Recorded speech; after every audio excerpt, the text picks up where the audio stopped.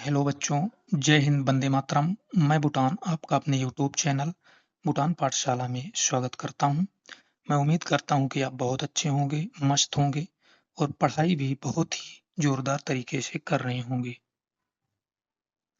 आगे बढ़ने से पहले मैं आपको बताना चाहूँगा कि हमारे चैनल पे आपको हिंदी मीडियम व इंग्लिश मीडियम दोनों की अलग से सेपरेट क्लास कराई जाती हैं। हिंदी और इंग्लिश को एक साथ मिक्स करके एक ही क्लास में नहीं पढ़ाया जाता है। इसके लिए आपको क्या करना होगा, आपको हमारे चैनल की प्लेलिस्ट में जाना होगा। जैसे ही आप प्लेलिस्ट में जाएँगे, तो आपको हिंदी मीडियम और इंग्लिश मीडियम की सेपरेट प्लेलिस्ट हर क्लास की देखने को मिल जाएगी। यकीन मानिए आपको कहीं भी भटकने की ज़रूरत नहीं है, चाहे आप हिंदी मीडियम के स्टूडेंट हों या इंग्लिश मीडियम के स्टूडेंट हों, सारा कंटेंट आपको हमारे ही चैनल पे मिल जाएगा। ठीक है बच्चों? तो चलिए बिना किसी देरी के आज की क्लास हम स्टार्ट करते हैं।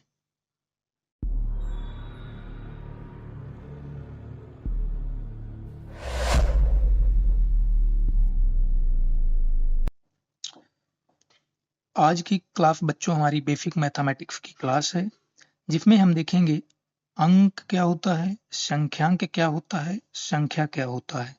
क्योंकि अंक लगभग सबको समझ में आता है, लेकिन संख्यांक और संख्या को लेकर बच्चों के बीच काफ़ी भ्रम फैला हुआ है। वो यही नहीं समझ पाते कि संख्यांक क्या है, संख्या क्या है। तो यकीन मानिए आप इस क्लास को कंप्लीट देखिए, आपको अंक, संख्यांक और संख्या के विषय में कोई डाउट नहीं रह जाएगा। सब कुछ बहुत ही शानदार तरीके से समझ में आएगा।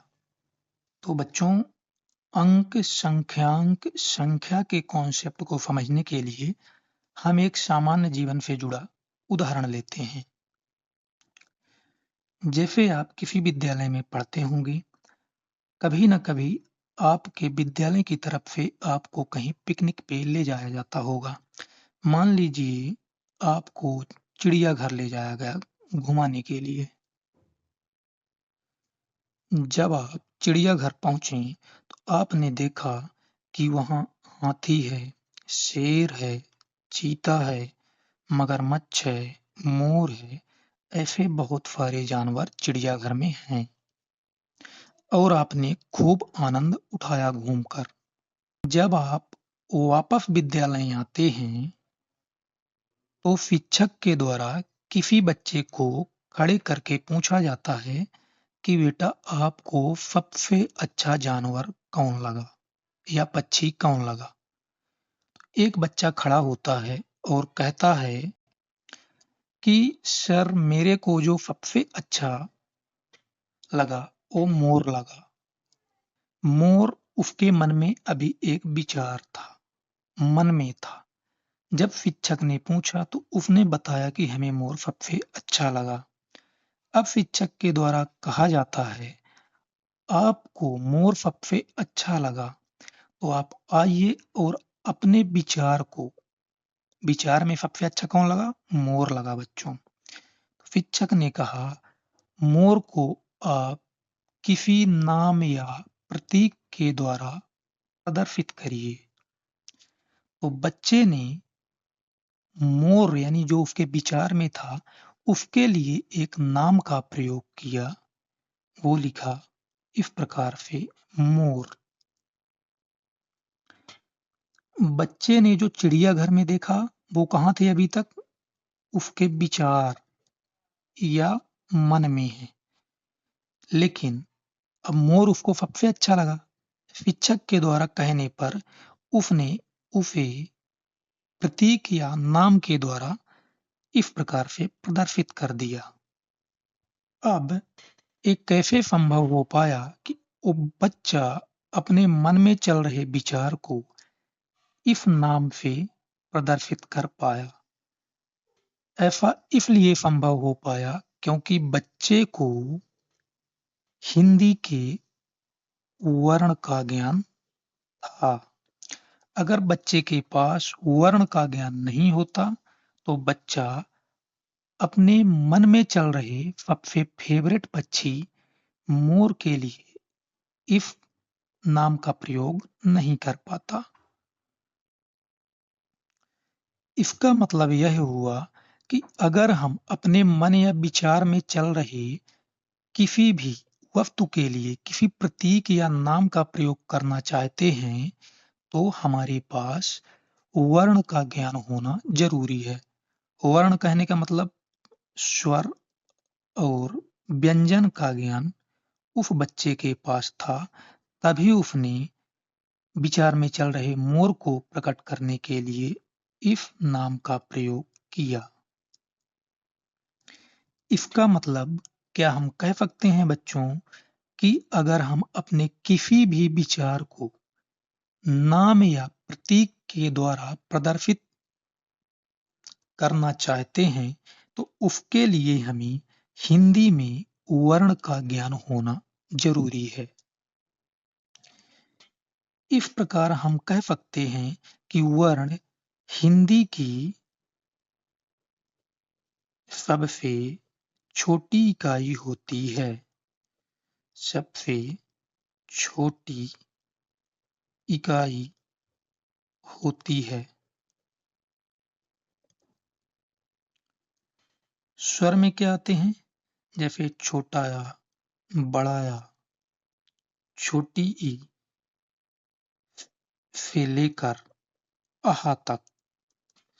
और व्यंजन में क्या होते हैं? आ, खा से लेके ज्ञा तक। और वर्णों का प्रयोग करके, वर्णों की गुटबंदी करके, गुटबंदी का मतलब इनको सही क्रम में मिलाकर बच्चे ने अपने विचार को जिस प्रतीक या नाम से प्रदर्शित किया, मोर, इस प्रतीक या नाम को हम हिंदी में शब्द कहते हैं। मतलब आप देख सकते हैं वर्णों का सही तरीके से संयोजन करके बच्चे ने अपने विचार को इस नाम से प्रदर्शित किया और इस नाम को ही हम शब्द कहते हैं हिंदी में। अब ध्यान दीजिएगा बच्चों, मेन यहीं से रिलेट करना है। गणित में क्या होता है कि हमारे मन में जो विचार चल रहा होता है उसे हम कहते हैं संख्या। क्या कहते हैं? संख्या। और इस मन में चल रहे विचार को प्रस्तुत करने के लिए हम जिस प्रतीक या नाम का प्रयोग करते हैं उसे हम संख्यांक कहते हैं। जैसे यहां हमने मोर बच्चे के विचार में था, उसने अपने विचार को प्रकट करने के लिए मोर शब्द का प्रयोग किया, लेकिन ये कैसे संभव हो पाया कि वो मोर लिख पाया? क्योंकि उसे वर्णों का ज्ञान था हिंदी में, क्योंकि वर्ण हिंदी की सबसे छोटी इकाई होती है। सेम वैसे ही बच्चे के जो मन में विचार है गणित में, उसे हम संख्या कहते हैं। और उस संख्या को प्रदर्शित करने के लिए उसने जिस नाम का प्रयोग किया, प्रतीक का प्रयोग किया, उसे हम संख्यांक कहते हैं। लेकिन वो संख्यांक लिखना संभव हो कैसे पाया? जैसे यहाँ मोर लिखना संभव हो कैसे पाया था? क्योंकि बच्चे को हिंदी की सबसे छोटी इकाई वर्ण का ज्ञान था। इसी प्रकार बच्चा संख्यांक तभी लिख सकता है जब उसे गणित की सबसे छोटी इकाई क्या अंक का ज्ञान होगा। किसका ज्ञान होगा? अंक का। आप देख सकते हैं जैसे हिंदी में सबसे छोटी इकाई वर्ण है, वैसे ही गणित की सबसे छोटी इकाई अंक है। वर्णों का सही क्रम में गुटबंदी करने से बच्चा जैसे अपने विचार को प्रकट करने के लिए शब्द का प्रयोग करता है, उसी प्रकार गणित में संख्या को प्रदर्शित करने के लिए, संख्या क्योंकि बच्चे के मन और विचार में होती है, बच्चा एक संकेत, प्रतीक चिन्ह या नाम का प्रयोग करेगा जिसे हम संख्यांक कहेंगे। चलिए और अच्छा एग्जाम्पल लेके समझते हैं। आपको समझ में आ गया होगा बच्चों कि संख्या कुछ और नहीं, हमारे मन में चल रहा विचार होता है। हमारे मन में चल रहा क्या होता है? विचार होता है। जैसे आपसे किसी ने पूछा कि बच्चों यहाँ कितने लोग दिख रहे हैं? आपसे किसी ने पूछा कि बच्चों यहाँ कितने लोग दिख रहे हैं? आप बताएंगे यहाँ कोई नहीं दिख रहा। मतलब अभी ये विचार आपके मन में है। ये आपका भी विचार है या मन में है कि यहाँ कुछ भी नहीं है। तो गणित में कहा गया, जब आपको कुछ नहीं दिखेगा, उसके लिए आप एक प्रतीक या नाम का प्रयोग करेंगे, जो कि होगा इस प्रकार से, और इसे हम पढ़ेंगे जीरो। इसका मतलब बच्चे से जब पूछा गया कि यहाँ कितने लोग हैं, क्या इंसान यहाँ दिख रहे हैं, इंसान का चित्र बना हुआ? बच्चे ने कहा नहीं। मतलब ये उसके अभी तक मन में है, लेकिन अपने मन में चल रहे विचार को बच्चे ने इस प्रतीक चिन्ह के द्वारा प्रस्तुत कर दिया। यही प्रतीक चिन्ह संख्यांक कहलाता है। बच्चा अपने मन में चल रहे विचार को प्रतीक या नाम के द्वारा प्रस्तुत कर दिया। ये होता है प्रतीक। बच्चा इसको ऐसा भी लिख सकता है कि यह शून्य है, नाम से भी प्रकट कर सकता है। अब बच्चे से किसी ने पूछा, यहाँ आपको कितने लोग दिख रहे हैं? बच्चे ने बोला एक, लेकिन एक अभी बच्चे के मन में है। लेकिन जब बच्चे से कहा गया, आपके मन में जो चल रहा है कि यहाँ एक लोग हैं, इसे आप प्रतीक या नाम से प्रदर्शित करिए। तो बच्चे ने एक लोग के लिए एक प्रतीक का प्रयोग किया, क्योंकि अभी ये एक लोग बच्चे के मन में है। अब बच्चा इसे प्रतीक या नाम से दिखाएगा। एक या एक। बच्चे ने इस सिंबल का प्रयोग किया। अब बच्चे से पूछा गया, यहाँ कितने लोग हैं? एक बच्चे ने देखा और अपने मन में विचार लाया कि यहाँ दो लोग हैं। लेकिन अभी ये बच्चे के विचार में है कि दो लोग हैं। यहाँ इंसानों की संख्या को प्रकट करने के लिए बच्चे ने एक प्रतीक और नाम का प्रयोग किया, दो या दो।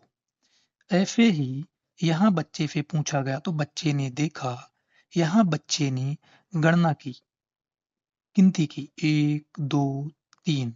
बच्चे ने देखा यहाँ तीन लोग हैं। अभी बच्चे के अभी मन में है। अपने इस मन में चल रहे विचार को बच्चे ने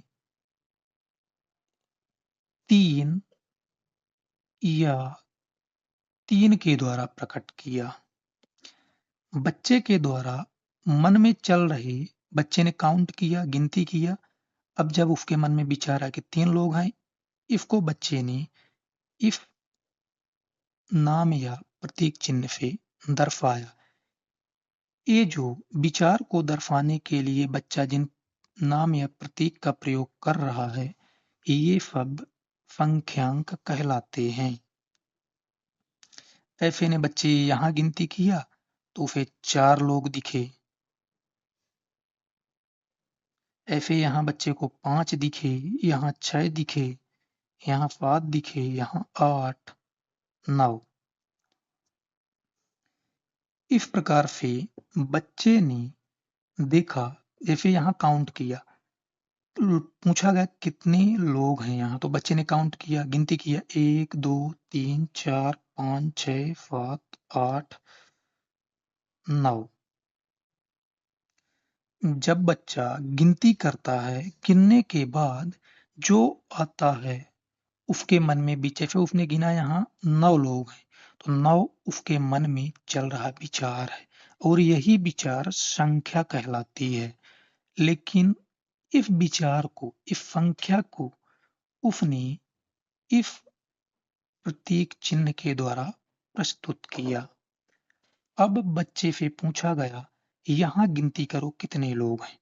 बच्चे ने गिनना शुरू किया, 1 2 3 4 5 6 7 8 9 10। बच्चे ने देखा कि यहाँ 10 लोग हैं।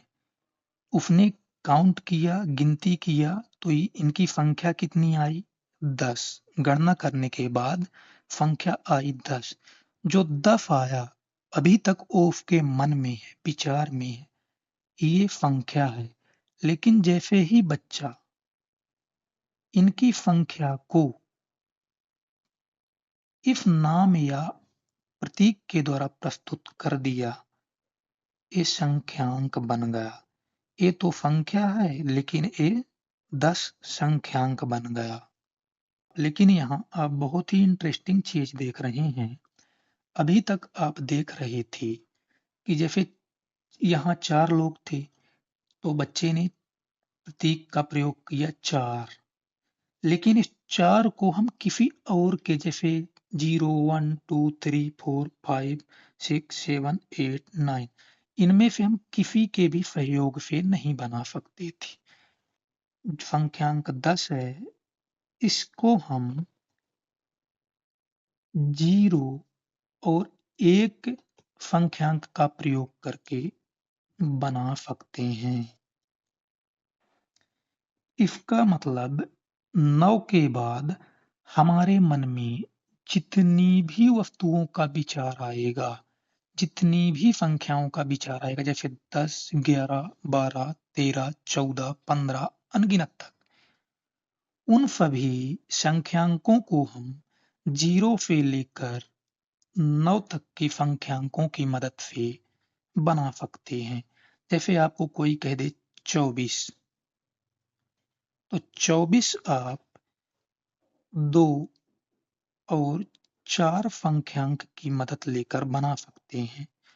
कोई बोल दे 6, तो 6 आप किसी अन्य संख्यांक की मदद से नहीं बना सकते।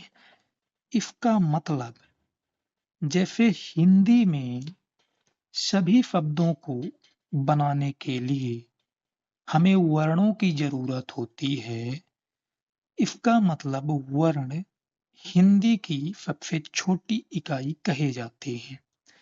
ऐसे ही गणित में हम 9 से बड़ा कितना भी बड़ा संख्यांक बनाना चाहते हैं, उसके लिए हमें 0 से लेकर 9 तक के संख्यांकों की जरूरत पड़ेगी। तो गणित के लोगों ने सोचा, क्यों ना जब 0 से लेकर 9 तक के संख्यांक ही दुनिया की बड़ी से बड़ी संख्या को बनाने में मदद करते हैं, तो इनको सम्मान स्वरूप कुछ और नाम ना दे दिया जाए। तो गणित के लोगों ने 0 से लेकर 9 तक के प्रतीक या नाम जो कि मन में चल रहे विचार को प्रकट करने के लिए प्रयोग किए जाते हैं, इनको अंक कह दिया। बात समझ में आई बच्चों? मतलब कि 0 से लेकर 9 तक के जितने भी संख्यांक होते हैं, उन्हें गणित में सम्मान स्वरूप अंक कहा गया, क्योंकि सभी संख्यांकों के निर्माता 0 से 9 तक के संख्यांक ही हैं। तो जो हमारे निर्माता होते हैं, उनका हम सम्मान तो करते ही हैं। तो आप समझ गए होंगे बच्चों, संख्या क्या होती है? हमारे मन में चल रहे विचार। और संख्यांक क्या होता है? मन में चल रहे विचारों को प्रदर्शित करने का एक प्रतीक, चिन्ह या नाम होता है। अब 0 से 9 तक के जो संख्यांक हैं, इनको गणित में अंक कह दिया गया। मतलब जितने भी 0 से 9 तक के संख्यांक हैं, वे सारे अंक हैं। मतलब 0 1 2 3 4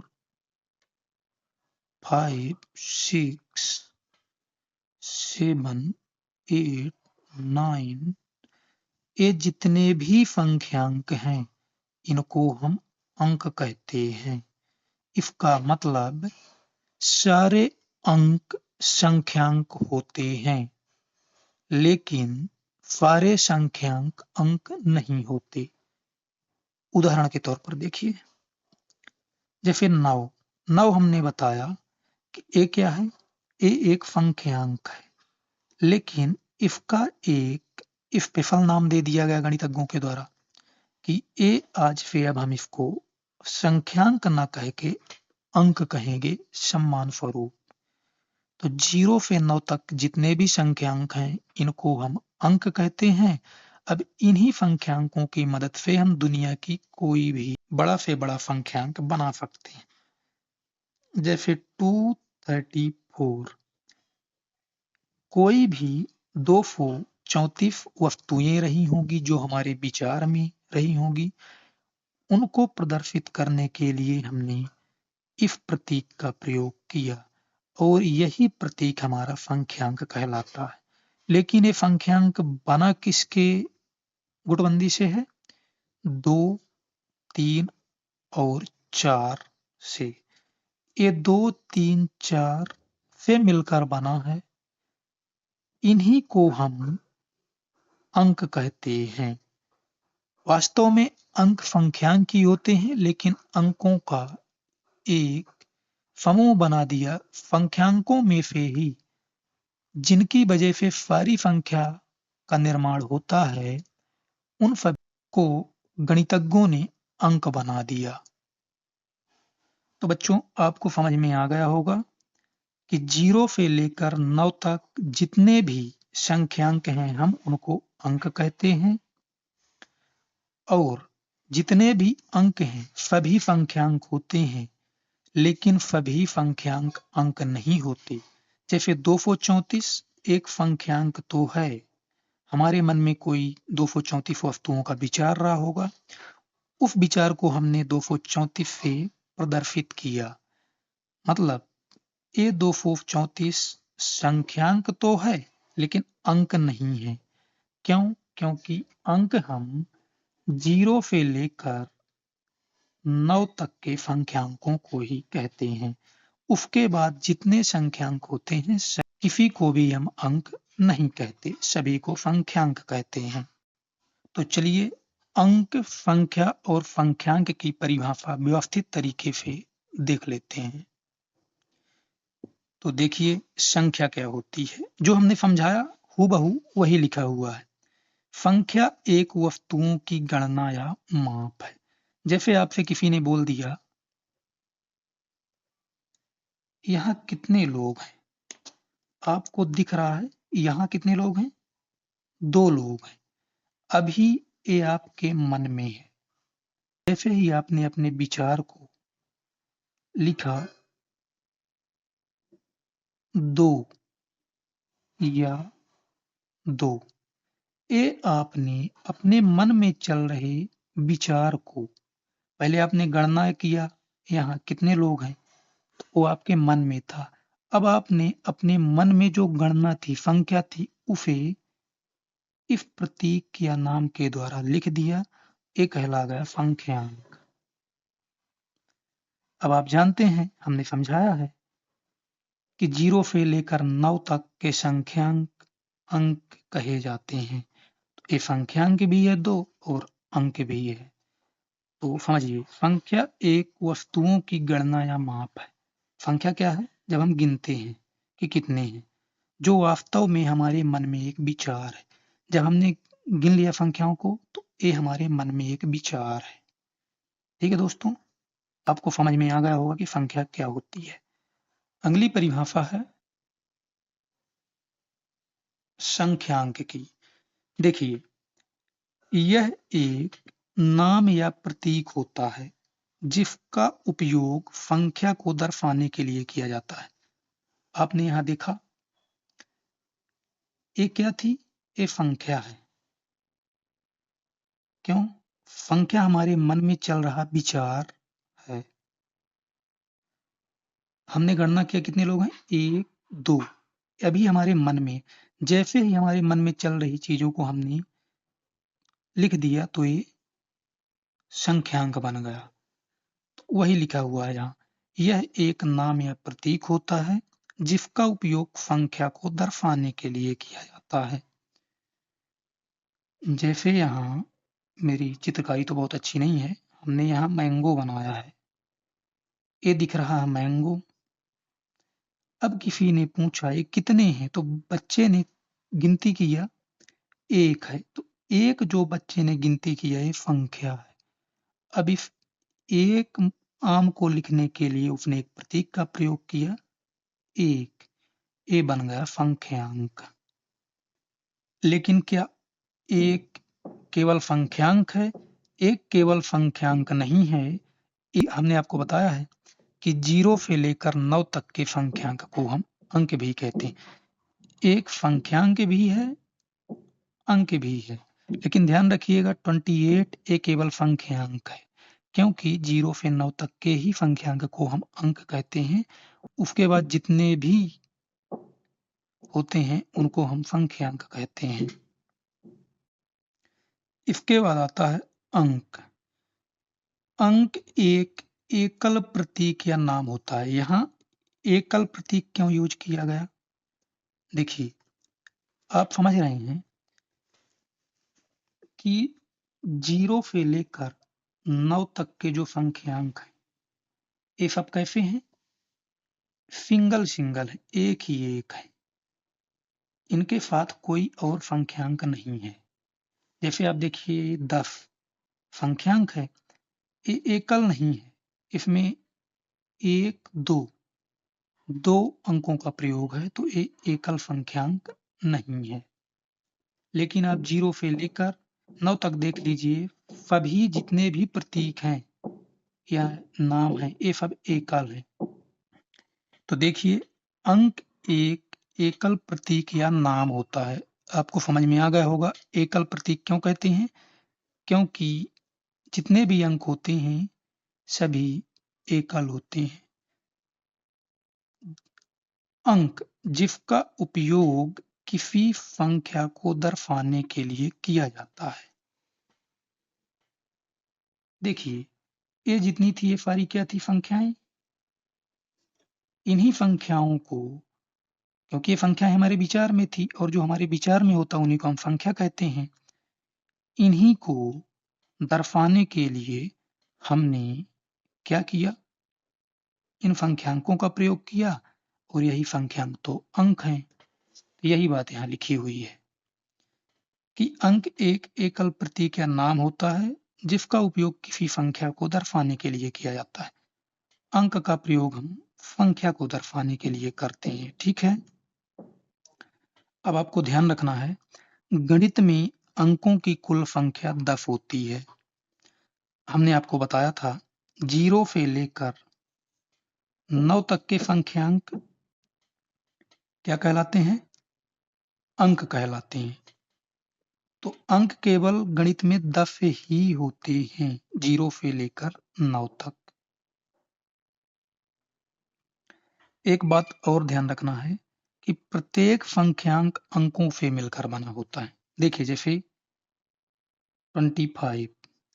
अब 25 में कौन-कौन से अंक से मिलकर बना है?